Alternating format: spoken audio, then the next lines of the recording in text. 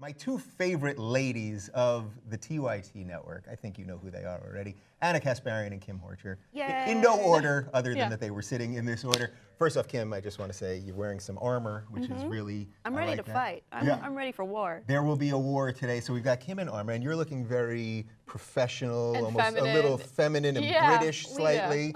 So well, we planned this, so yeah. All right, that's, there you go. We planned it, people. All right, let's do this. So I wanted to talk a little bit about ISIS. We did a story last week with Ben and Jimmy about whether we in the media should be talking about ISIS when they do these propaganda videos with the beheadings and the burnings and all the other awful stuff. How much we should actually talk about it, because does that just strengthen them? Does that strengthen the recruiting, et cetera, et cetera? Well, now our Justice Department apparently is going to go after people who are promoting ISIS on social media.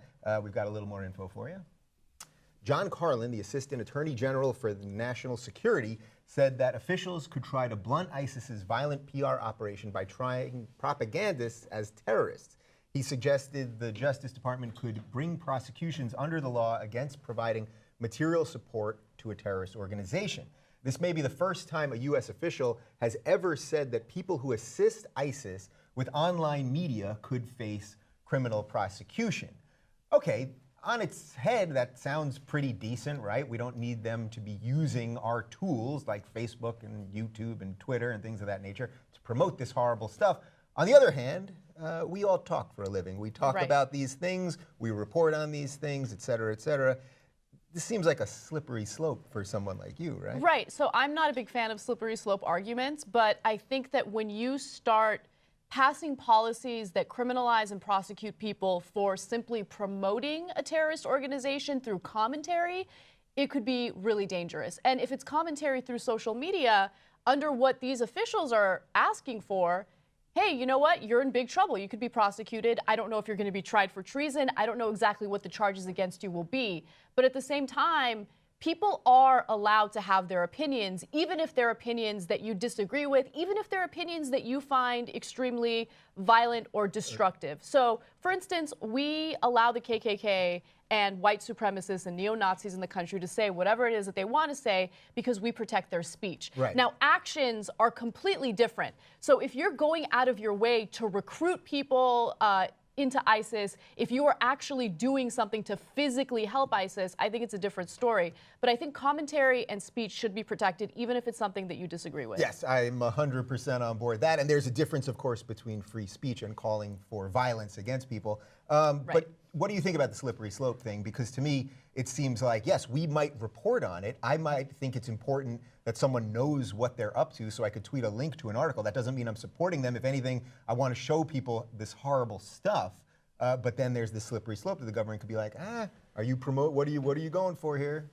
Well, yeah, I mean, there's an important differentiation, which Anna just made. But at the same time, I'm not sure if I buy this. Like, it seems like it's more posturing than actually fixing a problem. And then there's also the idea that legislature usually moves way slower than technology, and then we have a problem because of that. This seems like it's a little bit in the opposite direction, like it's too much. Yeah. Do you think that the timing of this is also weird? Like, I feel like we live in a time when nobody trusts the government to do the right thing anyway. The government's spying on us, all that stuff, NSA and all that. So the idea, like, there isn't enough trust, there isn't enough cachet in what the government's doing to be like, oh, we trust that you're going to deal with this thing properly. The timing is interesting because we live in an age where the government gets to do things without real authorization, right? So we're seeing certain executive actions when it comes to foreign policy without congressional approval. And like I think that war in Syria, for example. Exactly.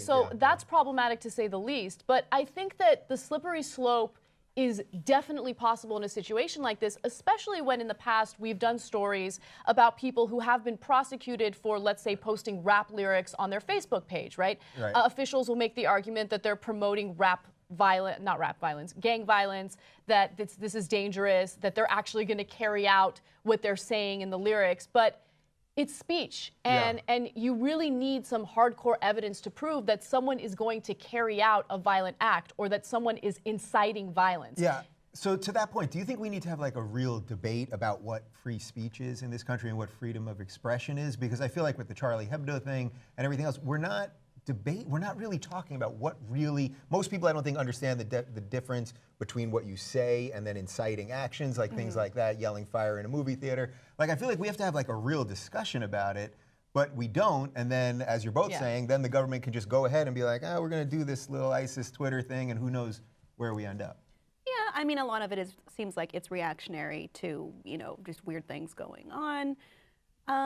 I also think people don't really understand the difference between freedom of speech and freedom of expression, which one of them protects you from, the authorities and the government, and the other one is just kind of being a dick, and one of them's legal, and one of them, Yeah. Right.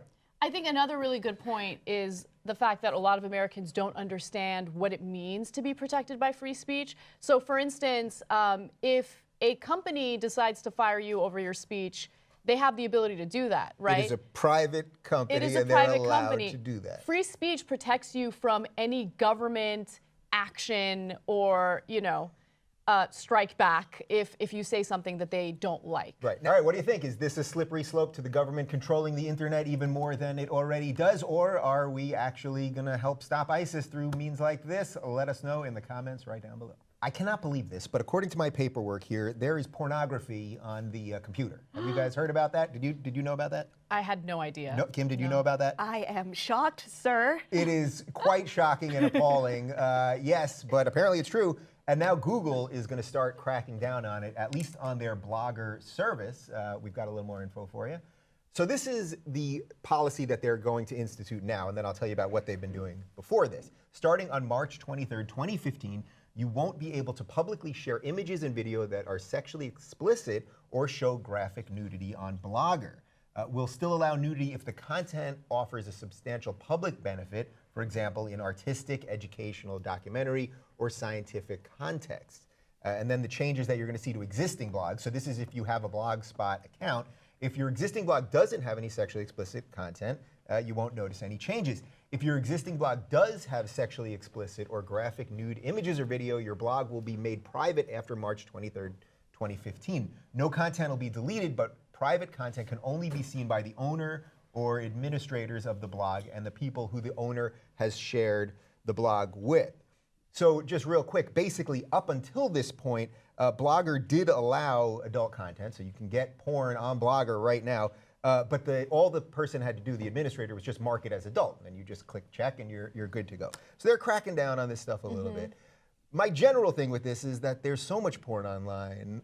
Google's a big company. Like, what are they, is this, like, what is the moral majority nonsense? Like, what are they going for here? I think that making sure that someone checks off on a box indicating that they're 18 or older to watch the content, whatever, is fine. And that's what they've been doing. That's what they've been doing, yeah, everyone agrees. That's okay. You guys can do that, right? But I just, like, it's the internet. I would say, like, 82% of the internet is pornography. That was a made-up statistic. Obviously, I'm exaggerating. It's and probably embellishing. closer to 92. It's probably. Yeah. But I think that I just get scared with this kind of stuff because the one thing that's great about the internet is how free it is, right? And so whenever I give lectures to my college students, I'll always tell them, like, if you want to work in new media, there's a huge upside. You don't have to worry about FCC regulations. You can cuss if you want to cuss. You can have sexually explicit content, in some of your videos if that's what you really want. But YouTube cracked down on that. Google cracks down on that. I mean, it's the same company, but you get what I mean. And it's like, we're adults. Let us make the content that we think is favorable to our audience and just stop policing us. Yeah, I mean, that's pretty much how I see it. I mean, it seems to me that if people want porn, they're going to find it one way or another. So if Google just wants less clicks and they want to make it more difficult, so be it. People will just go elsewhere. Do you agree? I want you all to know that Tumblr.com does not have these regulations. That's Tumblr, no E, R.com. You can blog whatever the fuck you want, literally. So I'm sorry to interrupt you, but look, this is just my hypothesis, and it's just based on what I've noticed with YouTube and advertisers. People are less likely to advertise on YouTube videos if it's not family friendly. Right. So I'm wondering if, Google is having a harder time selling, AdSense ads or whatever on some of these blogs because, hey, you know what? It might have some sexually explicit content and it might be difficult to sell ads. I don't know. Right. I don't know what their business model is there. But it always comes down to the money. The advertisers who are big fucking pussies who can't handle some X-rated content. Grow a set of fucking balls. People watch porn. People people have sex, people so have feisty. vaginas and penises, and Vaginas and penises? We're gonna be fine. I'm so tired of having to tiptoe and walk on eggshells because people have kids. If you have kids, be a fucking parent and keep an eye on what they're watching. If adults want to post explicit content, they should be able to do it on the internet. And advertisers, again, grow a set of balls, please. Well, Anna just answered my next 6 questions on this, Sorry. actually. No, people ask often on YouTube, why do you guys do sex videos? Why do you guys do drug videos? I mean, a lot of them I just think are interesting. But to Anna's point, people click on them. Just no matter how much porn there is online, people still come to YouTube for people to talk about porn or sex or whatever it is. And then ironically, those videos do pay out the least. Yes. So a lot of times the things that are getting the most clicks in this little digital world we live in actually make us the least amount of money, which is a whole other topic altogether. Do you guys think we're gonna look back at like the last 10 years as the golden age of the internet? Because we just did this story a second ago about the government wanting to look at ISIS on Twitter, regulate some of that stuff. Now we're talking about it with Blogger and sex. Do you think that we're entering a second phase now? I mean, if we don't get net neutrality, yeah, that was the golden age, and we're over it. Yeah. I'm already hearing, though, that even this net neutrality thing, I heard this long interview with Mark Cuban yesterday, and he was even saying that the net neutrality that they're passing isn't even going to be as good as what we all thought, which is a whole other issue. Yeah, I think that people are starting to realize that audiences are transferring from television to online. And once that happens, you're going to have governments and certain individuals wanting to regulate it and wanting to censor it, and I think it's problematic. But I think that it's going to be a lot more difficult to do that with the internet compared to what they did with television. Yeah. So there you go. On a story like this, even if you think it's just silly because it's about porn, really it starts there, and then it's what can the regulations do down the road. That's why I think something like this is important. What do you think? Let us know in the comments right down below. All right, you guys all know Stephen Hawking, the brilliant and renowned physicist. The movie, The Theory of Everything, just came out about his life. He had some interesting things to say about sort of the future of humanity and sort of how we've evolved and how we may continue to evolve.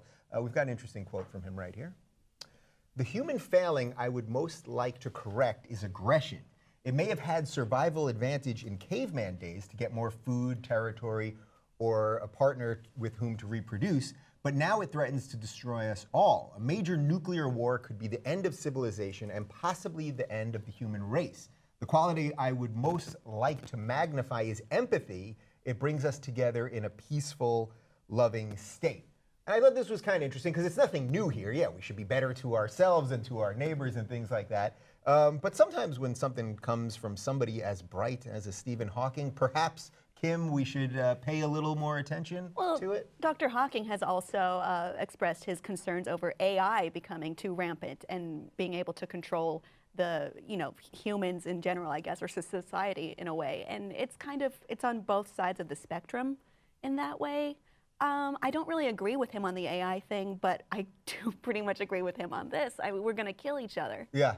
Do you think the robots are going to kill us, or we're going to kill each other first? I'm actually more concerned about the aggression that he's talking about in his recent comments, because as someone who's on the internet for my career, here we go again. You do see a lot of that. There's a lack of empathy that I've never experienced before in my life. Maybe I was naive, but you do stories about domestic violence, and people will totally give others a pass for beating the shit out of one another. Yeah. And I don't really know when that was okay or when people thought it was acceptable, but I'll give you a quick example. We did a story about Afro Man, who is a rapper, literally hitting another woman in the face because she had the audacity to get up on stage and dance and have a good time at his show. Mm-hmm. She's a fan of his, right? And so we put that video up online. Of course, we condemned his actions. And a huge population of people were like, well, he was justified. He was sexually harassed by this. Are you fucking kidding me right now? Yeah. He hit a fan in the face for having a good time at his show. So like that aggression, that's just one specific example. That aggression is becoming more and more prevalent, if you ask me, and it's problematic. Do you think there's something about the online thing that's making it happen? Like, so for example, back in the day, if you had to hunt for your food, you could get out a certain amount of aggression in a normal way. Or guys that play football, you're getting out a certain amount of physical aggression. Where now everyone's just sitting behind their computer all day, so your aggression comes out in ways, in something like that, where it's so clear like what's right and wrong, yet you still find yourself expressing aggression because maybe you're not getting it out in a very human way? People forget what it's like when they're not face to face with someone. So like you don't realize there's a person on the other end of this who's reading this, who has feelings and thoughts and value. And you know, when I'm face to face with you, like there's no way I'd be like, oh, you know, but maybe if I But you would say that on Twitter. No, because Yeah. no. But like that's a terrible example actually. But you know, you forget that level of humanity and empathy when you're not next to a human. And I think that's something we haven't evolved with yet as technology starts to evolve more and more. Yeah. I think Kim makes a good point, but I think another part of it is that people are frustrated right now. You know, people have more student loan debt than ever before. It's really hard for young people to find jobs. And so when things aren't going the right way in your life, you're looking for a scapegoat. Yeah. And so I understand that aspect of it as well. But yeah, I mean, if we had a little more empathy and we understood the perceptions of other people, I think that we would live in a much better society. Yeah, so why don't our governmental leaders talk about that? Nobody really ever, Obama did it a little bit originally, you know, in 2008 when he came in and he gave that big speech in Egypt about understanding different people. But we really don't do that anymore, right? Not at all. Even from Obama all the way down, is there anyone that really talks about sort of understanding your neighbor and all of that? Why don't we do that? Well, the government doesn't lead by example at all. In Yeah. fact, I mean, we demonize people that are different from us on a regular basis. And so if you have leadership spreading those types of ideas, of course it's going to seep into the general population. When you treat all Muslims as if they're all extremists, you know, as a government, you are sending a message to your people, to citizens, and I think that that's dangerous. Yeah. All right, people, we're going to do a little test here. Can you all be empathetic, pleasant, lovely, and wonderful in the comments right down below? I don't want to hear any shit about these two. A little on me if you want to do it, but that's it. All right, right there, you know where it is. Subscribe, comment, blah, blah, blah. Researchers at the University of Michigan have found out something that I'm pretty sure I knew all along. Processed foods can often be just as addicting as hard alcohol and drugs. The reason I think I know this is because anytime I have one Dorito, I have that immediate urge to eat 1,000 more. And if I'm on a plane and they give me just like a little bag of something, I want 8 more bags. Like that's actually a real thing, and I don't think I'm the only one that's happening to. We've got a little more info on the study. The authors of the study wanted to discover what foods were most likely to lead to food addiction. They found that highly processed foods were more likely to have the same effect on the brain as hard drugs compared to non-processed foods like wheat, fish, and other healthy foods. Just like other addicts don't choose to become addicted to heroin or cocaine, obese people don't choose to be fat. So I think this is really interesting, and it's exactly what I was just saying before. So let's just start on that anecdotal part. Do you guys find that too, that there are certain foods, processed foods, that you have one, I mean, people say that about potato chips all the time, versus if you were having a bowl of rice, let's say, and some chicken, you eat till you're satiated, and then you're not suddenly like, I need more chicken and rice. Yeah, I mean, that's why I don't have Nutella at home. If I have like 1 spoon of Nutella, that's it. But I eat it with a spoon. So it's just, That's the only way. That is the only way. Right? Like, why would you spread it on bread? Doesn't make any Well, sense. you could just dip your whole mouth into the thing. Right. Sometimes I just put it in a big bowl and I make it clean. But I think that this has an evolutionary advantage, but unfortunately we live in a completely different time where the advantage no longer exists, right? So when we were hunter-gatherers, like, we of course want fattier foods, right? Because we need the fattier foods to survive.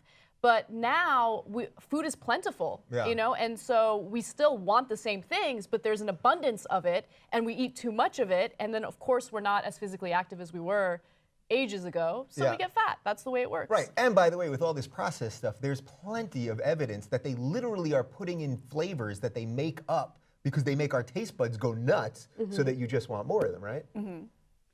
Well, I feel that way about sugar. I'm not sure if that's necessarily like the processed food thing, but there's sugar in everything. You'd be shocked, like things that are supposedly like healthy Mother's Nature's bounty smoothies and yogurts. It's like, it's full of sugar. It's so full and of sugar. I love it. Yeah, I mean, for me, they specifically target food that tastes like Latino, so I can't get enough of it. I'm just kidding. Well, Tastes like Latino. I think we're gonna have a GIF or a meme or something made on that one. Who do we blame for this? Like, is this our fault, or do we blame the corporations? Do we blame the government that told us to eat this stuff? Do we blame McDonald's? Do we blame ourselves for not being educated enough? I don't know if there's anyone you can blame other than the companies that are purposely making their food as addictive as possible. Yeah. I know it's really difficult to control yourself when you want to eat the fatty food, but I think the best way to combat what's happening in the country is education, right? So passing regulations that ban certain sizes of sodas or tax certain foods, it's like putting a Band-Aid on a larger problem. A lot of people don't have access to healthy food, or a lot of people are simply uneducated on what is and isn't healthy. So someone might see a granola bar and be like, yeah, duh, it's granola. Of course this is going to be healthy. But the reality is granola is like one of the least healthy things that you can eat.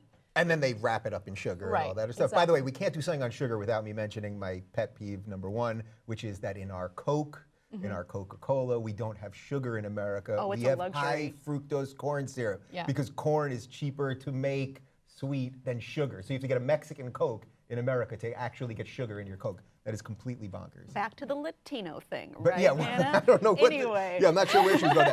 Do you think we're going to have rehab for these people soon? I mean, eventually, really, like eventually, it's going to become looked at like an addiction, right? If that's what these studies To your are proving. point, I think in a lot of ways we're as good as our choices. In what is subsidized, what is easily accessible, what is the most attractive looking thing, and it's going to be maybe something that's not good for you. Yeah, I think we got Anna's answer to this already, but my final thought on this is, what food is your guilty pleasure? But I guess, well, now is it some sort of Latino Nutella or? All right. Churros. For me, I don't know. My guilty pleasure is like any type of chocolate cake that's warm and gooey with like ice cream. So sugar, I love sugar. I can confirm that's true because you've brought that type of thing to my house many times. Kim? I like donuts. Yes, I like donuts too. I know, freaking donuts, man. They bring us donuts around here on Wednesdays, and hard. it's like, I can't stop. I know I shouldn't, and I can't. But actually, my healthy addiction, this one's an actual healthy addiction. Trader Joe's has these mesquite almonds, and they're almonds. Almonds are good. I think mesquite's pretty good. I like so almonds. I think I'm doing all right. Anyway, I like almonds. Do you love Latinos? Do you love sugar? What, do you saw foot? That was interesting. That was I don't know where I was going. love That was odd. That was odd. Anyway, what gets you off? Let us know in the comments right down below. What is the deadliest drug in America? Yeah, it's the one that is legal in all 50 states. Of course, it is alcohol. A really interesting new study just came out. We've got the link to the study right down below because it is really expansive, and we've only got a couple minutes here on the YouTube, so you can check that out if you want more info. All right, so let's give you some more info on the study. The authors of the study assessed the comparative risk of death that accompanies consuming everything from weed to meth, and found that weed is even safer than they previously believed. Researchers drew these conclusions based on the margin of exposure, which measures the likelihood of an average user accidentally ingesting a toxic dose. The lower the ratio, the smaller the margin for error, and the easier it is to consume a harmful dose. Okay, and now we've got a graph for you, and I'll lay out what's going on here. As you can see in the chart, weed's average margin for error, the red bar, is much higher than that of other drugs, meaning the likelihood of consuming a harmful dose is lower. You pretty much can't do it with weed. The margin for error for alcohol, meanwhile, is very low, reflecting a much higher risk of harmful consumption. We've got a little more info for you. Take a look at this graph. Whoa. The Government Centers for Disease Control and Prevention study of drug mortality rates, which tallies confirmed causes of death, puts a fine point on how obviously backwards these drug laws have become. And here's where you can see that very, very clearly. What are people dying of? Tons and tons of people dying from tobacco, tons of people dying from alcohol. Look at that number on the right. Anna, what do you make of that? 0 on the marijuana. I'm glad that more studies are coming out proving that there is no way that you're going to die from smoking marijuana. You're not going to overdose from smoking marijuana. But at the same time, I do worry a little bit about some of the way that these stories are covered, because I think it is irresponsible to say that marijuana is completely harmless. You're not going to die. It's not going to ruin your life, right? But there are people that become dependent, and it does have some negative impacts on their lives, on their productivity. And so I want to see more of those studies as well. But I think that this is something that we all pretty much already knew. Right. And I'm glad that there's more scientific evidence to kind of prove the naysayers wrong. It's ridiculous that there are some people in the country, thousands in fact, that are serving life sentences for simple possession of marijuana. We need to change our laws regarding that, just based on evidence like this. Right. So I give Obama a lot of shit, but he has done an actually pretty decent job on marijuana laws. Pretty much, the feds actually still can come in and close dispensaries here, even in California, where it's medicinally legal. marijuana. Are you don't smoke marijuana, right? I've only had pot once, and it was on accident, and it was a lot. So, Did you eat it? Was it edible? so okay, I was at somebody who was a host on this network's party, and there were these brownies, and I thought they were regular brownies. So I had 4, and oh my gosh. it got weird after that. So I mean, you must have been like tripping balls. No, that's not funny. that's too much. No, I know. Not funny. I remember taking an edible and I literally thought I was gonna die, but I had to keep reminding myself it's just marijuana, it's just marijuana. I It's just gonna go felt away. kind of weird. I didn't. So even that, I think, is the point. And even your part with edibles for yourself, that you did it, right? And did you want marijuana the next day? No, I'm done. Like I So don't need doesn't marijuana. that prove why it's not that dangerous? Well, Anna's right. It's not completely harmless. Like I did feel like I shouldn't drive after this. Yeah. But you know, I don't think I was in danger of dying. I don't feel like I'm in danger of being addicted. Right. Of it changing my life in that way. Yeah. Do you think that the weed thing's already done? Like, to me, it's happening as quickly as gay marriage. Once gay marriage really became an issue, say like 4 or 5 years ago, I know it took a long time to get to that point, but once it really became part of the national discussion, it's happened pretty quick. I mean, freaking Alabama has it, right? Texas, there's some legal stuff going on down there. Right. So I feel like weed is just going to follow that path, right? Absolutely. I mean, there's already a lot of momentum for legalizing marijuana for recreational use. Right now, there are 10 states that are considering it for recreational use. That means that you're not using it because you have cataracts. You're using it because you want to get the munchies and sit on the couch and watch TV, and the government acknowledges that, and they're cool with it, which is great. But, I mean, think about this. Washington, Colorado, now Alaska, D.C., Oregon. These are all places in the U.S. where you can purchase and consume marijuana for recreational use, and I think that's a good sign. Yeah. Do the weed people need lobbyists? Like, to me, it seems like more. I think they're getting some lobbyists now, and we've already seen that in Colorado, the tax revenue is great. So it's, to me, this is something that Republicans should be for, because if they really are for small government, you wouldn't care what someone smokes in their bedroom, right? And you'd be finding another way to get taxes. I think a lot of this is just misinformation, like the pervasive thoughts that, oh, it's scary, it's bad, stay away from it, it's awful, you know, but I think this is all based on a very old propaganda campaign. So, you know, maybe we do need some lobbyists for this cause. Yeah. So then actually, are we talking about this in reverse? Should we really be talking about how bad booze is? Like, I'm not saying we should be going for prohibition again, but we don't really talk about that at all. Those deaths are through the roof, drunk driving, et cetera, et cetera. Yeah, I think that we have a problem with tobacco deaths and alcohol deaths. Both substances are completely legal in the country. Of course, they're regulated to some degree, but you know, I think that there should be more education campaigns out there that help those who are addicted to both of those substances, because that's the big issue. That's the real problem here. All right, there you go. I would be for education, not regulation. What do you think? Let us know in the comments right down below. People absolutely hate Congress. How much do they hate them? They have like a negative 642 approval rating, which is almost impossible. But it turns out that a new study is proving that the women in Congress, are getting a lot more done than the men. Surprise, surprise. Let's look at some info. Quorum, which is a startup that analyzes congressional relationships and policymaking, found that over the past 7 years, female legislators have been more likely to work with the female members of the opposite party and more likely to see their bills passed compared to their male counterparts. I'm not surprised. A little more for you. Okay, so these are average bills co-sponsored with each senator of the same gender. So male senators, on average, got about 4 of these bills out. Female senators got 6. All right, a little bit more. Also keeping in mind that there are way less women in the Senate than there are men. Men introduced, on average, about 70 bills. Women introduced 96. That's a pretty significant difference.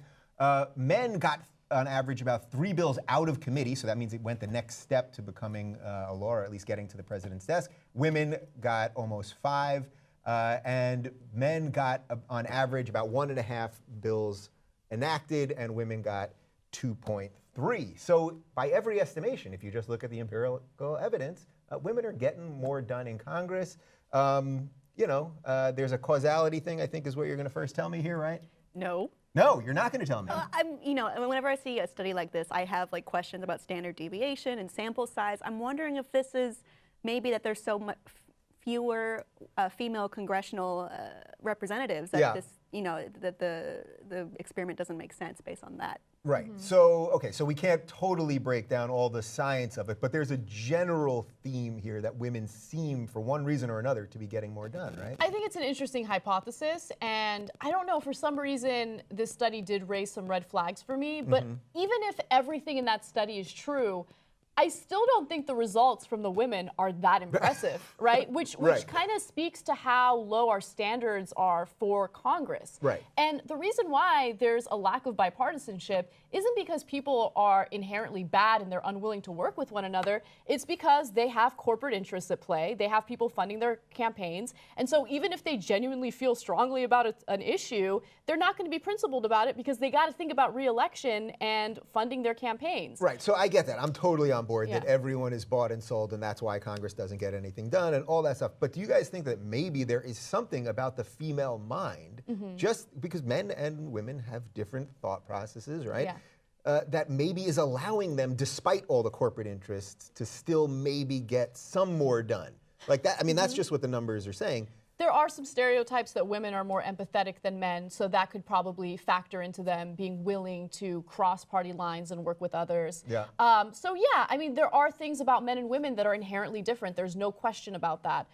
Whether or not those differences play a role in the study, I think, is yet to be proven. So Yeah. I'd like to see more, you know, research into this, and we'll figure it out. But I think you start getting into dangerous territory when you say women in Congress are better than men in Congress, or, you know, men in Congress are better than women in Congress. I just think that... Right, and we don't know what Yeah. any of those bills were. So we Exactly. may be against all of the bills that the women were for, probably not, but you really have no idea. Are you guys more inclined to vote for women in general? If everything else is equal, would you be more inclined to vote for a woman? If you didn't particularly care about either candidate either If way? everything is equal, because I've All never right, we'll seen start it. there. If everything was equal, which pretty much never happens. I've never seen that happen once. Yeah. So am I just more likely to choose a woman over a man? If you didn't particularly have a dog in the fight, Then I'm not voting. Then you wouldn't vote. Yeah. Interesting. What Yeah, about you? that's actually a really good point. If you have two candidates that are basically the same, why vote? You're going to get the same result. Right. But no, I don't think that I'm more inclined to vote for a woman as opposed to a man. I think that it really just boils down to the issues. But if, let's say, all the candidates are exactly the same and the only thing I'm voting on is a man versus a woman, I think right now, considering how underrepresented women are in Congress, sure, I guess I'd vote for the woman. Right. So in and of itself, you're not going to necessarily vote for Hillary. Oh, hell no. I'm actually... Little too corporate, little too Hell much no. Goldman Sachs money. I'm definitely 100% I'm not choosing her not because she's gonna a vote woman. for Right, Hillary. but I'm guessing you both might vote for Elizabeth Warren, but you would say that's because Oh, of policy, absolutely. not because It's of gender. always Absolutely. policy. That has to be number one. You can't just be like, I only want women in Congress, because you don't. Well, Sarah Palin's a woman. And she was crazy. Sarah So- Palin's a woman. Do you agree? Let us know in the comments right down below. The National Sleep Foundation recommends that adults aged 18 to 64 get between 7 and 9 hours sleep per night. I'm probably right in the middle of that, right around 8. I need my sleep. I'm enjoying a little siesta these days too, like 12 minutes. I love it. Anyway, a new infographic has come out showing what successful people from right now to the past, how much sleep they got. So let's take a look. So there's some really interesting stuff here. Bill Gates averages 7 hours of sleep, which is right sort of at the front end of what the Sleep Foundation is recommending.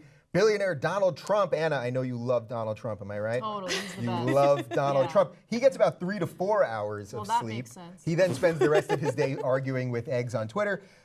Margaret Thatcher got only 4 hours of sleep per day. This one I think is really interesting. Nikola Tesla, who was the grandfather of electricity, slept for only 2 hours each night. Winston Churchill, he did 4 hours, and then he'd do the 90-minute nap. I want to talk about naps in a second. And interestingly, and not surprisingly, politicians are the group of people who get the most with more than 9 hours of sleep each night. We know they're not working and they're pretty much asleep at the job, so I don't know if that counts in that. So let's just start with the personal angle. Like, how important is sleep to you guys, Kim? I have problems getting to sleep. Like, I would like to sleep more, but I'm definitely a night person, and I worry at night, and I can't sleep and wake up early for the Rubin report tapings. But it is important. Like, I feel a lot better. My mind moves better. I look better. Yeah, that's actually what I'm more concerned about, to be honest with you. I feel like I function fine on 4 to 5 hours of sleep. I average between 5 and 6, and when I sleep more than that, I'm actually groggy the entire day. So all of these studies frustrate me a little bit because everyone's different. Yeah. And so I don't like it when people tell me, oh, you're only getting 6 hours of sleep. It's actually destroying your cognitive abilities. No, what destroys my cognitive ability is when I've slept 8 hours and then I wake up and I just want to go back to sleep. Right, and everyone's different. To your point, I mean, that graphic shows that plenty of highly productive people Right. are getting very little sleep. Although, among those who don't get enough sleep, you have Margaret Thatcher and Donald Trump. I don't know if that really... I was just pulling. You know, we can throw the graphic back up for just a sec, and we'll just keep talking so people can see who else is on there. I like the Tesla fact right there. 2 hours, that sounds really have to unhealthy. Right, I mean, remember- think about the shit that he was getting Yeah. done. Tesla had some serious problems psychologically as well. Like, Yeah. Remember that time? I mean, he's a brilliant man, undoubtedly, but Yeah. he did have his issues. By the way, so Barack By Obama the way. gets 6 hours, which is a little on the low side. Yeah, go ahead.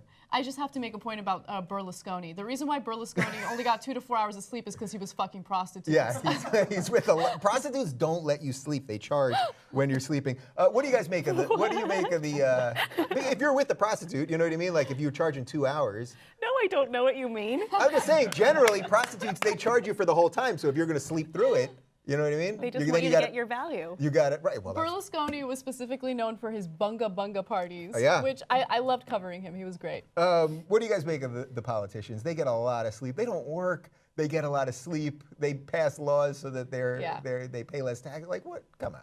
I feel like I chose the wrong career. I love what I'm doing, but Yeah. I feel like I would live high off the hog if I was a politician. So you I should would have also become be like a- miserable, by the way. I don't really want to do that. Right, like a mid-level congressional somebody. Yeah. Not everybody would know about you, but you could sleep a lot. And, Yesterday, I was like toying with the idea of serving on the Los Angeles City Council. I'm like, it sounds like it'd be fun. Do it. Right? Yeah, yeah. Well, Anna, if I know one thing about Anna, it's not like she has a lot of controversial things she said that could possibly derail her Campaign. but who knows? Anyway, how much sleep do you guys get? How important is sleep in your day-to-day operation? Let us know in the comments right down below. Which YouTuber makes the most amount of money? Now think about it for just a second. I know you're all thinking me, but no, not me. And I know the next thought is PewDiePie, right? Everyone knows PewDiePie is huge. He's playing video games and making PewDiePie, get it right. Pew, pew, pew. As in pew pew. The point is, it's not him either. Yeah, you know who it is? It is a woman, an anonymous woman, up until now at least, by the name of